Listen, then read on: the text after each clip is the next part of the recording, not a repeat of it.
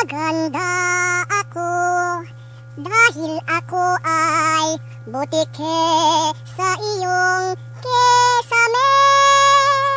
La la la la, ang sarap namang manilip ng kumakain.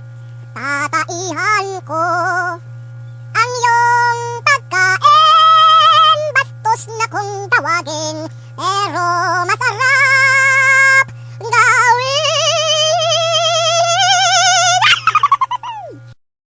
Sana iyong maintindihan kaming mga butike, dahil pag hindi, lalaglagan kita sa iyong batok, batok, batok, la la la la la la la la la la la la la